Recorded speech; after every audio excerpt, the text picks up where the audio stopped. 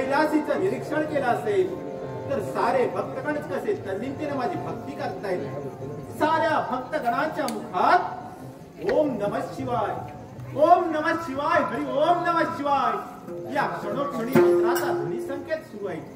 आणि याच्या मुळाशी कारण काय असेल तर या माझ्या प्रिय भक्तांचा या देवावर असलेला विश्वास, त्यांची श्रद्धा आणि भक्ती।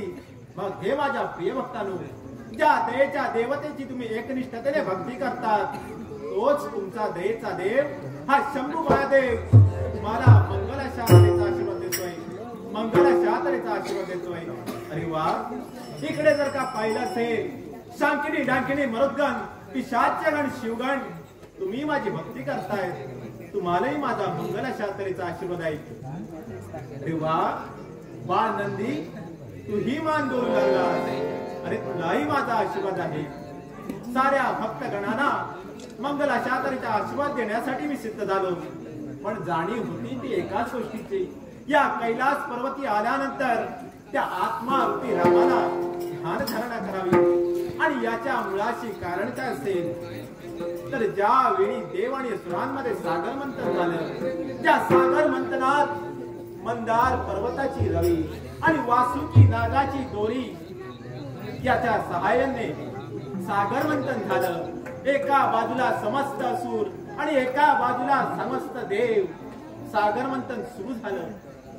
14 प्रकारची रत्न त्या सागर मंथनातून बाहेर आली आणि त्याच्यातूनच बाहेर आलं ते काय हलाल विष, हलाल विष, हलाल विष। या विषाचं सामर्थ्य एवढं, या अखिल सजीव सृष्टीचा विनाश करण्याची अचाट शक्ती हलाल विष होती।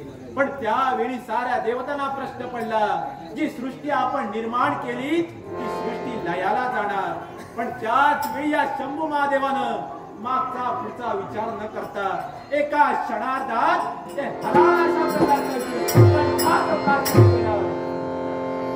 अखिल सजीव सृष्टीवर आलेलं विघातक मी दूर केलं खरं, पण माझ्या संपूर्ण देहाचा दाह सुरू झाला।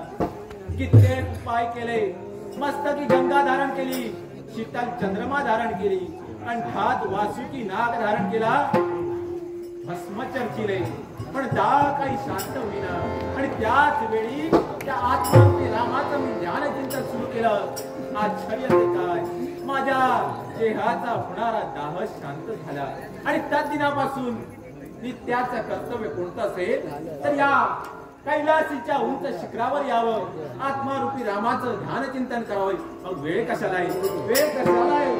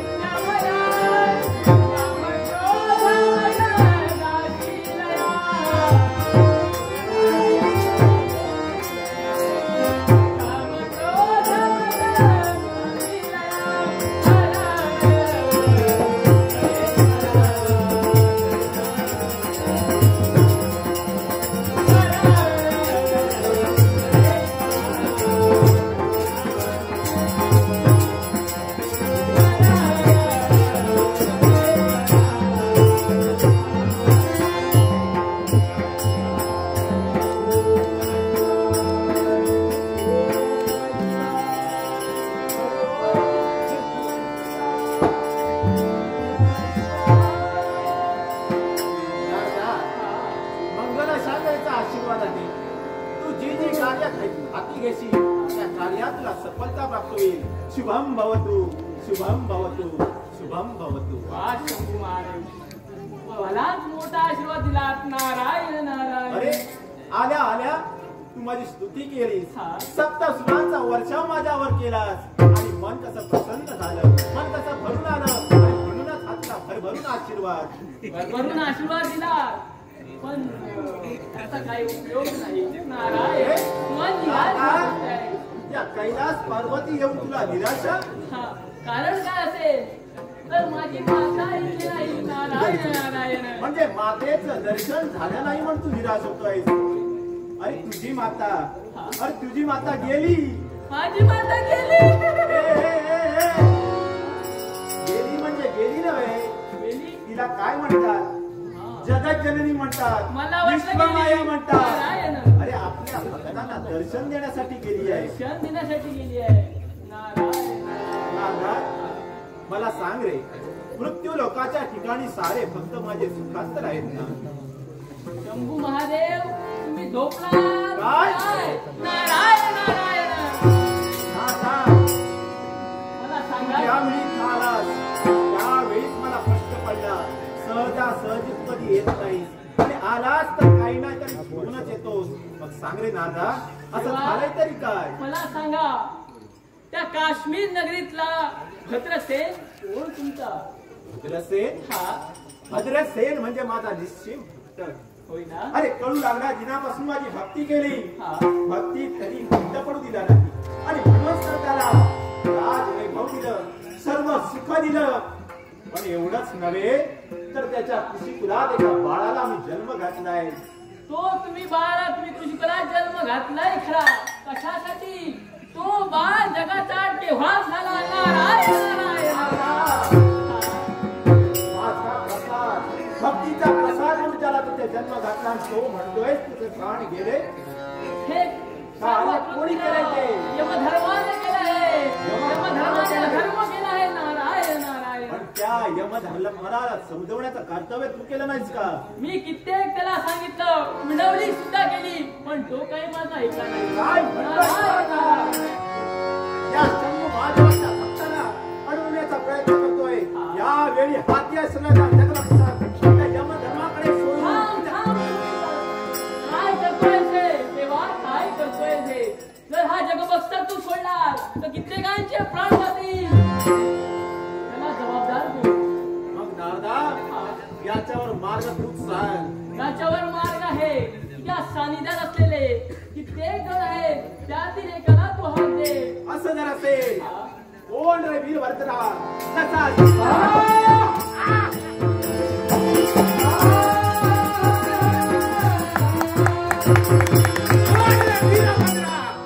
जसा हत्ती तसा या कैलास पर्वती आहे. पिताजींची हाक ऐकताच वायू वेगाने या कैलास पर्वतापर्यंत आलोय. प्रथम पिताजींचा आशीर्वाद हेच घेऊ. पिताश्री, तुमचा हा बाळ वीरभद्र तुमच्या चरणी लीन होतं. कल्याण वस्तू, कल्याण वस्तू. नारायण. कोण रे बाबूराया? नमो नमः, हे नमो आशीर्वाद नमः. आहे. नारायण नारायण. वीरभद्रा, तुला इथं बोलवलंय त्याचे कारण आहे. हा, असं कोणतं कारण पिताजी? तू वीरभद्रा माझ्या प्रश्नाचं उत्तर दे. या विश्वात माझे असंख्य भक्त आहेत. बरोबर बरोबर ना? होय, अगदी खरं आहे. माझे भक्त आणि तुझं ते नातं ते कोणतं? देवा, तुझ्या भक्तांचं आणि माझं एकच नातं आहे, ते म्हणजे बंधुत्वाचं. बंधुत्वाचं नातं, बरोबर ना? मग मला सांग रे, हा. बंधू प्रमाणे असणाऱ्या माझ्या भक्तावर एखादं संकट आलं तर काय काय झालं तेव्हा करशील? संकट? तुझ्या भक्तांना संकट निघालं. अरे उचलत्या पावलाने निघालास कुठे? अरे होय रे देवा. अरे सगळं आधी नीट समजून घे, मग जा.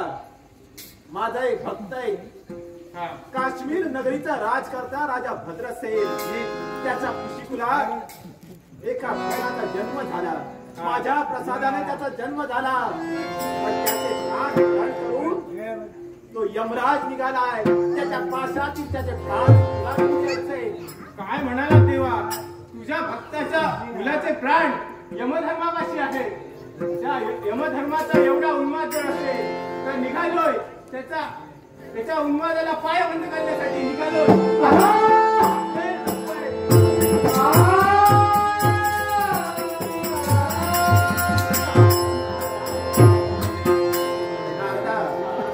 भक्ताचं रक्षण झालंच पाहिजे याच्यासाठी वीरभद्र गेलाय. पण तो काय करतोय हे पुढच्या दिवशी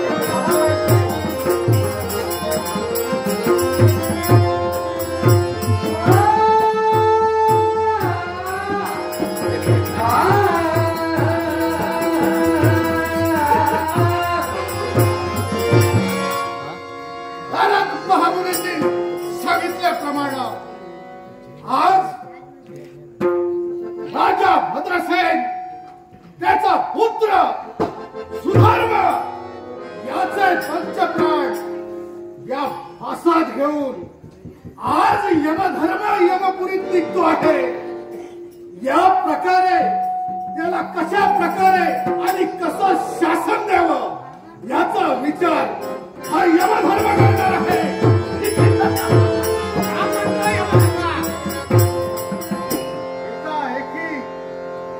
यमधर्माचा मार्ग रोखतो आहेस.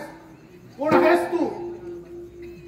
ज्याला शिवाची प्रतिकृती म्हणतात तो वीरभद्र तुझ्या समोर नेत्रासमोर उभा आहे. अरे वीरभद्र, मग या यमधर्माचा मार्ग तू रोखला आहेस का आणि कशाकरिता?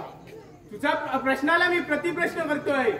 सांग रे, तुझ्या या यमपाशात असणारे प्राण ते कोणाचे?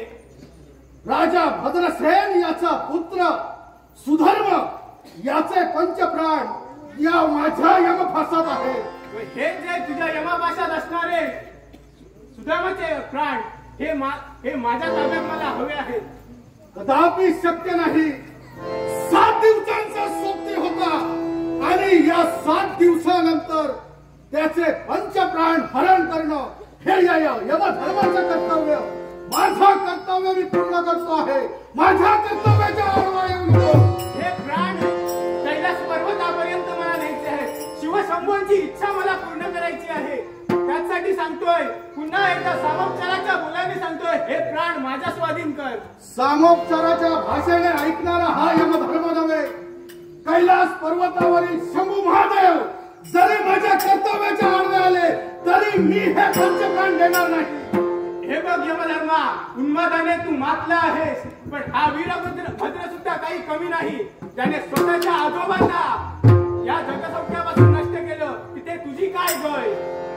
ठीक आहे, तुझी जशी इच्छा असेल तर हा यमधर्म काही कमी नाही. आपलं कर्तव्य कदापि सोडणार नाही. आणि तू जर या हट्ट निग्रही होत असशील तर माझा सुद्धा काय विलास? ठीक आहे. आयुष्य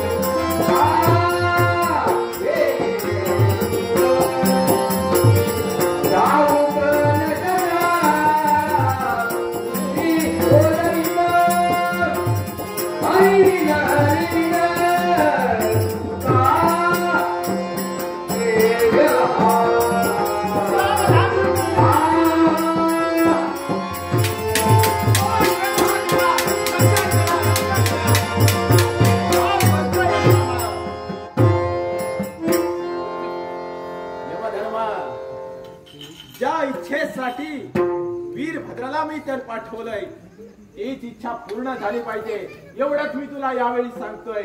महादेव, अगदी तुम्ही त्रिणी देवतांनी माझी ही इच्छा परिपूर्ण केलेला. दक्षिण दिशेची ही गादी माझ्या स्वाधीन केलेला आणि त्याच कर्तव्यापासून तुम्ही हे पंचप्राण माझ्याजवळ मागता आहात. जोपर्यंत तुम्ही तिन्ही देव माझ्या समोर येत नाही तोपर्यंत मी देवता घेणार नाही. येणार नाही. मी संवाराची देवता आहे आणि माझ्या भक्ताचं रक्षण करणं हे माझं कर्तव्य आहे. अरे भक्त म्हणजे काय तुला कळणार नाही, कारण विश्वात तुझी कोणी भक्ती करत नाही. भक्ती करतात ती फक्त आमची. बऱ्या मुलांना सांगतोय, नाहीतर तिसरा डोळा उघडून तुला भस्मसात करून टाकेन. शक्य आहे. पोटाला तू बळी पडू नको. नाही देणार मी. काही झालं तरी मी पंचप्राण देणार नाही. एखाद्या कर्तव्यापासून तुम्ही मला वंचित करत आहात. वंचित करतोय माझ्या भक्तासाठी. अरे सांगून जर ऐकणार असेल तर माझी ना नाही. ए भया शंकर